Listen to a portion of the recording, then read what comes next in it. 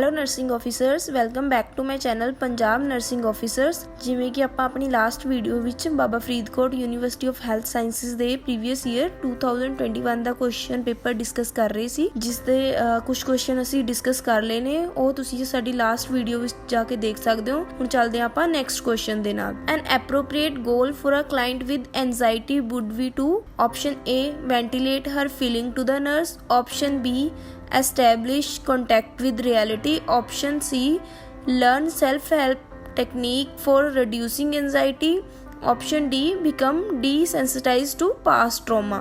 so question which examiner साडे तो की पूछ रहा है कि एप्रोप्रीएट गोल की है जो पेशेंट एंजाइटी दा है। सो फर्स्ट ऑफ ऑल सानू पता होना चाहिए एंजाइटी की है। एंजाइटी एक एग्जैगरेटेड फियर है, ये न्यूरोटिक डिसऑर्डर है। न्यूरोटिक मीनस पेशेंट दे इनसाइड प्रेजेंट है, पेशेंट नू अपनी डिजीज बारे पता है। सो एंजाइटी विच हुंदा की है, एंजाइटी विच ज्यादातर पेशेंट नू नेगेटिव थॉट्स आंदे ने। कंसिस्टेंट या परसिस्टेंट वरी हुंदी है, पेशेंट नू ना ज्यादा फियर होएगा, वरी होएगी, ते जो जिस दे विच bodily symptom like increased heart rate, sweating वगैरह होएगी पेशेंट नू। सो उस कंडीशन विच आपां की करांगे, option A ventilate her feeling to the nurse, option B establish contact with reality. So पहली ऑप्शन कह रही है कि पेशेंट दी फीलिंग वेंटिलेट करनी है, जिहड़ी साडी बी ऑप्शन कह रही है establish contact with reality.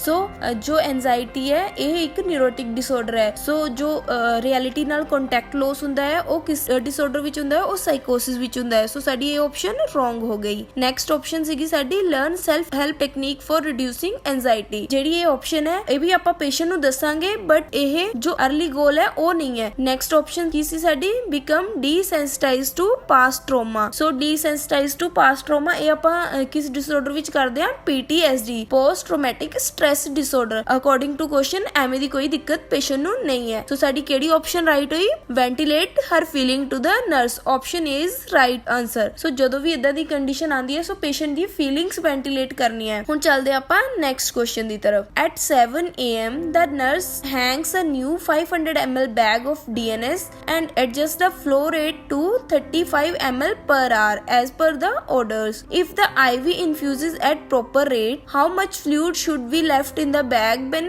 the nurse make round at 11:30 AM halfway through the shift? So option A is 160 ml, option B is 250 ml, option C is 340 ml, option D is unable to determine। Question which examiner की कह रहा है कि 7 बजे nurse ने एक DNS दा bag hang किया है जो कि 500 ml दा है। सो फ्लो रेट की है 35 ml पर आवर, ते नर्स कदों चेक कर रही है बैग नू, एट 11:30 AM। सो टाइम की हो गया 7:30 to 11:30 AM, 4 hours and 30 minute। जिवें कि अपने कोल क्वेश्चन विच दिता गया है कि फ्लो रेट की है 35 ml पर आवर। सो 35 ml पर आवर दे हिसाब नाल अगर आपां 4 hours दा फ्लूइड कैलकुलेट करदे हां तां ये नियर अबाउट 140 ml आंदा है। ते साडे कोल टाइम टोटल की सी 4 hours and 30 minute। 1 hour च किन्ना जा रहा है 35 ml एंड हाफ आवर च किन्ना जाएगा 17.5 ml। सो टोटल फ्लूइड कितना जाएगा 140 ml प्लस 17.5 ml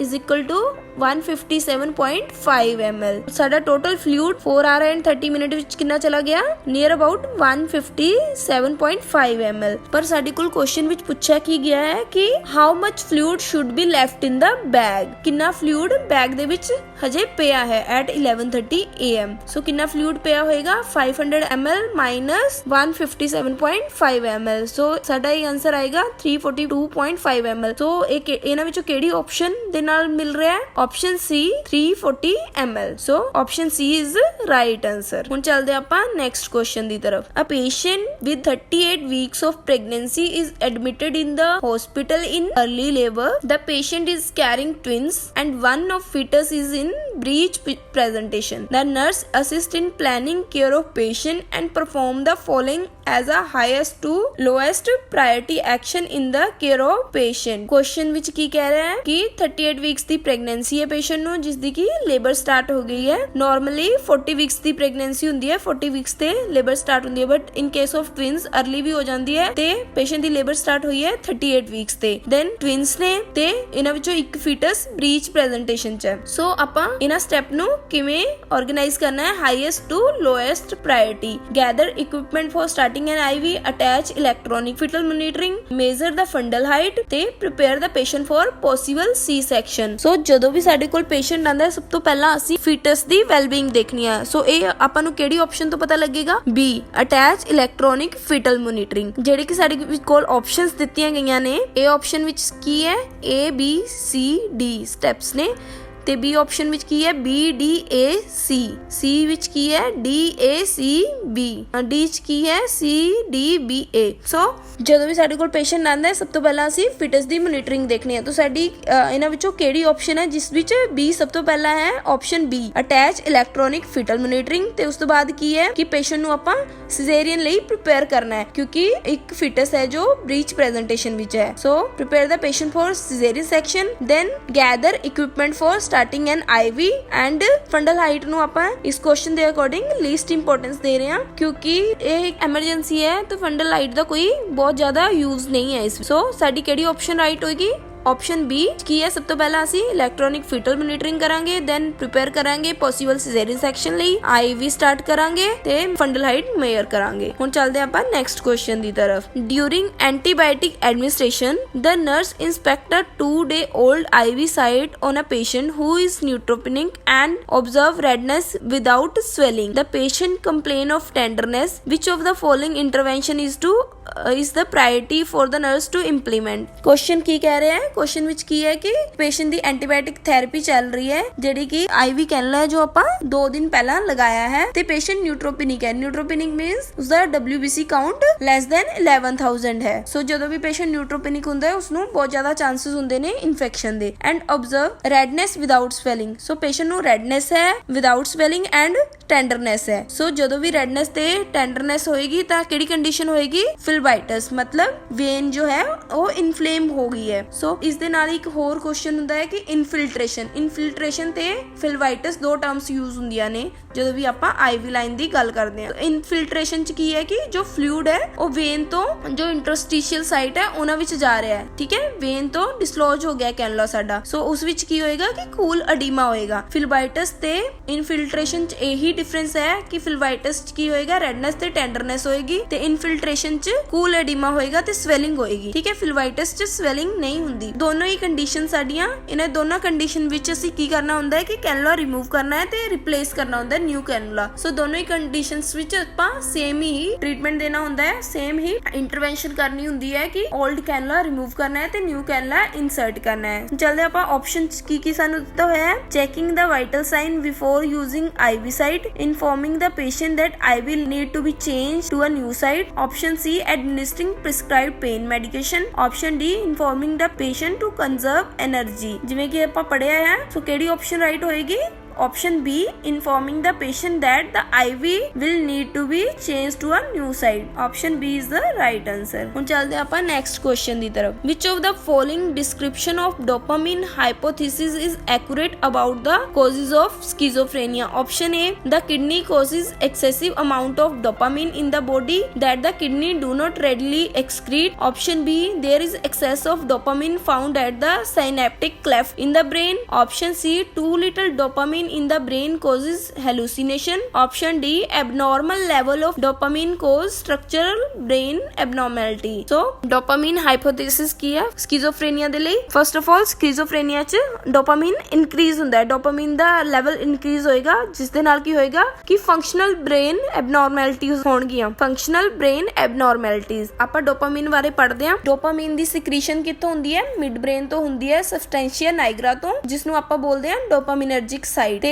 ਜਿਹੜਾ ਆਪਣਾ ਫੋਰ ਬ੍ਰੇਨ ਹੁੰਦਾ ਹੈ ਉੱਥੇ ਹੁੰਦਾ ਹੈ ਕਿ ਵੇਜ਼ਲ ਗੈਂਗਲੀਆ ਜਿਸ ਵਿੱਚ ਹੁੰਦੇ ਆ ਡੋਪਾਮਾਈਨ ਰਿਸੈਪਟਰ, ਸੋ ਉਹਨਾਂ ਤੇ ਜਾ ਕੇ ਐਕਟ ਕਰਦਾ ਹੈ। ਸੋ ਜਿਵੇਂ ਕਿ ਆਪਾਂ ਡੋਪਾਮਾਈਨ ਦੇ ਰਿਗਾਰਡਿੰਗ ਪੜਿਆ ਹੈ ਕਿ ਕਿਡਨੀ ਦਾ ਇਹਦੇ ਵਿੱਚ ਕੋਈ ਰੋਲ ਨਹੀਂ ਹੁੰਦਾ, ਸੋ ਸਾਡੀ ਇਹ ਆਪਸ਼ਨ ਰੋਂਗ ਹੋ ਗਈ। ਸੋ ਸਾਡੀ ਜਿਹੜੀ ਬੀ ਆਪਸ਼ਨ ਹੈ there is excess of dopamine found at the synaptic cleft in the brain. So ਸਾਡੀ ਰਾਈਟ ਆਪਸ਼ਨ ਹੈ ਆਪਸ਼ਨ ਬੀ, ਐਕਸੈਸ ਹੋ ਜਾਂਦਾ ਹੈ ਡੋਪਾਮਾਈਨ ਜੋ ਸਾਈਨੈਪਟਿਕ ਕਲੈਫਟ ਹੁੰਦੀ ਹੈ in the brain. Pre synaptic and post synaptic cleft ਆਪਾਂ ਨੂੰ ਪਤਾ ਹੈ ਤੇ ਉਹਨਾਂ ਵਿੱਚ ਕੀ ਹੁੰਦਾ ਹੈ D2 ਰਿਸੈਪਟਰ ਤੇ ਪ੍ਰੋਬਲਮ ਆ ਜਾਂਦੀ ਹੈ, ਜਿਸ ਦੇ ਕਰਕੇ ਐਕਸੈਸ ਆਫ ਡੋਪਾਮਾइन ਹੁੰਦਾ ਹੈ ਤੇ ਫੰਕਸ਼ਨਲ ਐਬਨੋਰਮੈਲਿਟੀ ਆਉਂਦੀ ਹੈ। ਸੋ ਸਾਡੀ ਆਪਸ਼ਨ ਸੀ ਕੀ ਸੀਗੀ, too little dopamine in the brain causes hallucination. So ਸਾਨੂੰ ਪਤਾ ਹੈ ਕਿ ਸਕਿਜ਼ੋਫਰੇਨੀਆ ਵਿੱਚ ਐਕਸੈਸ ਆਫ ਡੋਪਾਮਾइन ਹੁੰਦਾ ਹੈ, ਸੋ ਇਹ ਆਪਸ਼ਨ ਸਾਡੀ ਰੋਂਗ ਹੋ ਗਈ। ਐਂਡ ਨੈਕਸਟ ਆਪਸ਼ਨ ਕੀ ਸੀਗੀ, abnormal level of dopamine causes structural brain abnormality. So ਆਪਾਂ ਡੋਪਾਮਾइन ਬਾਰੇ ਪੜਿਆ ਹੈ ਕਿ ਇਸ ਦੇ ਕਾਰਨ ਫੰਕਸ਼ਨਲ ਬ੍ਰੇਨ ਐਬਨੋਰਮੈਲਿਟੀਜ਼ ਹੁੰਦੀਆਂ ਨੇ, ਸੋ ਸਾਡੀ ਇਹ ਆਪਸ਼ਨ ਵੀ ਰੋਂਗ ਹੋ ਗਈ। ਸੋ ਸਾਡੀ ਰਾਈਟ ਆਪਸ਼ਨ ਕਿਹੜੀ ਹੋਈ,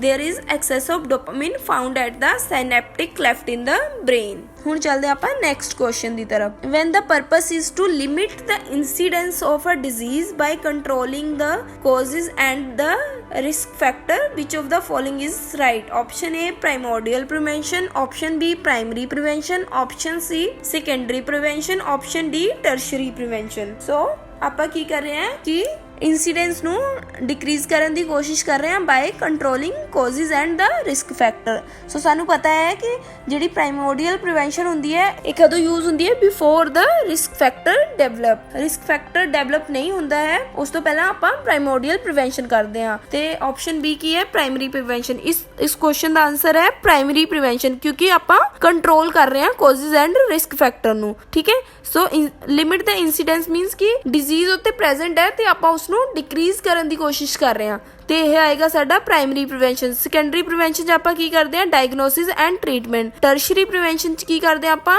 ਰੀਹੈਬਿਲਿਟੇਸ਼ਨ। ਸੋ ਇਸ ਦੀ ਡਿਟੇਲਡ ਇਨਫੋਰਮੇਸ਼ਨ ਤੁਸੀਂ ਪ੍ਰੀਵੀਅਸ ਵੀਡੀਓ ਵਿੱਚ ਦੇਖ ਸਕਦੇ ਹੋ, ਉੱਥੇ ਇਹ ਟੌਪਿਕ ਬਹੁਤ ਅੱਛੀ ਤਰ੍ਹਾਂ ਤੁਹਾਨੂੰ ਸਮਝਾਇਆ ਗਿਆ ਹੈ, ਸੋ ਤੁਸੀਂ ਉਹ ਵੀਡੀਓ ਚੈੱਕ ਕਰ ਸਕਦੇ ਹੋ। ਸੋ ਇਸ ਕੁਐਸਚਨ ਦਾ ਰਾਈਟ ਆਨਸਰ ਹੈ ਪ੍ਰਾਇਮਰੀ ਪ੍ਰੀਵੈਂਸ਼ਨ, ਕਿਉਂਕਿ ਆਪਾਂ ਇਨਸੀਡੈਂਸ ਨੂੰ ਲਿਮਿਟ ਕਰ ਰਹੇ ਹਾਂ ਤੇ ਰਿਸਕ ਫੈਕਟਰ ਹੈ ਉੱਥੇ ਉਸਨੂੰ ਆਪਾਂ ਕੰਟਰੋਲ ਕਰ ਰਹੇ ਹਾਂ।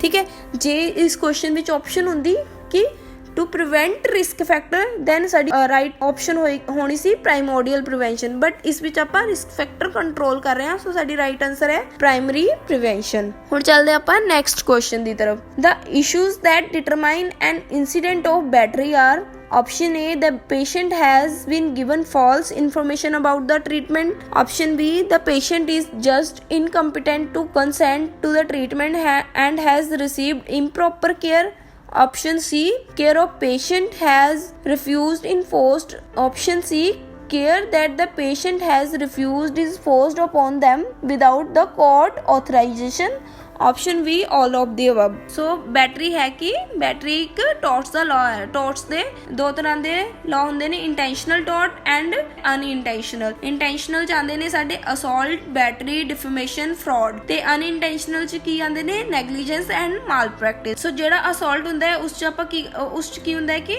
ਪੇਸ਼ੈਂਟ ਨੂੰ ਹਾਰਮ ਕਰ ਰਹੇ ਹਾਂ ਵਿਦਆਊਟ ਟੱਚ, ਤੇ ਬੈਟਰੀ ਵਿੱਚ ਕੀ ਹੈ, harm the patient with touch without the consent. So battery ਕੀ ਹੁੰਦਾ ਹੈ ਕਿ intentional touching of another body without the others consent. Patient ਦੀ ਬੋਡੀ ਨੂੰ ਆਪਾਂ ਟੱਚ ਕਰ ਰਹੇ ਹਾਂ ਵਿਦਆਊਟ ਦਾ ਕੰਸੈਂਟ, ਜਾਂ ਪੇਸ਼ੈਂਟ ਤੇ ਆਪਾਂ ਕੋਈ ਵੀ ਪ੍ਰੋਸੀਜਰ ਕਰ ਰਹੇ ਹਾਂ ਵਿਦਆਊਟ ਕੰਸੈਂਟ। ਇਹਨਾਂ ਵਿੱਚ ਕਿਹੜੀ ਆਪਸ਼ਨ ਵਿੱਚ ਇਹ ਚੀਜ਼ ਦਿਖਾਈ ਗਈ ਹੈ, option C care the patient that the patient has refused is forced upon them without the court authorization। so ਜਿਵੇਂ ਕਿ ਫੋਰ ਐਗਜ਼ਾਮਪਲ ਪੇਸ਼ੈਂਟ ਨੇ ਕਿਹਾ ਕਿ ਮੈਂ ਇੰਜੈਕਸ਼ਨ ਨਹੀਂ ਲਗਵਾਉਣਾ, ਸੋ ਪੇਸ਼ੈਂਟ ਦਾ ਰਾਈਟ ਹੈ, ਰਾਈਟ ਟੂ ਰਿਫਿਊਜ਼, ਬਟ ਤੁਸੀਂ ਪੇਸ਼ੈਂਟ ਨੂੰ ਲਗਾਈ ਜਾ ਰਹੇ ਹੋ ਕਿ ਨਹੀਂ ਇਹ ਜ਼ਰੂਰੀ ਹੈ, ਅਸੀਂ ਲਗਾਵਾਂਗੇ। ਠੀਕ ਹੈ, ਇਹ ਚੀਜ਼ ਆਉਂਦੀ ਹੈ ਬੈਟਰੀ 'ਚ ਕਿ ਆਪਾਂ ਵਿਦਆਊਟ ਪੇਸ਼ੈਂਟ ਦੇ ਕੰਸੈਂਟ ਤੋਂ ਆਪਾਂ ਇੰਜੈਕਸ਼ਨ ਲਗਾਤਾ ਪੇਸ਼ੈਂਟ ਨੂੰ। Option C is right answer. So ਇਹ ਸੀ ਅੱਜ ਦੇ ਕੁਐਸਚਨ। ਹੋਪਫੁਲੀ ਤੁਹਾਨੂੰ ਸਾਰੇ ਕੁਐਸਚਨ ਸਮਝ ਆ ਗਏ ਹੋਣਗੇ। ਕਾਈਂਡਲੀ ਚੈਨਲ ਸਬਸਕ੍ਰਾਈਬ ਕਰੋ, ਲਾਈਕ ਕਰੋ, ਸ਼ੇਅਰ ਕਰੋ ਤੇ ਕਮੈਂਟ ਕਰੋ। Thank you.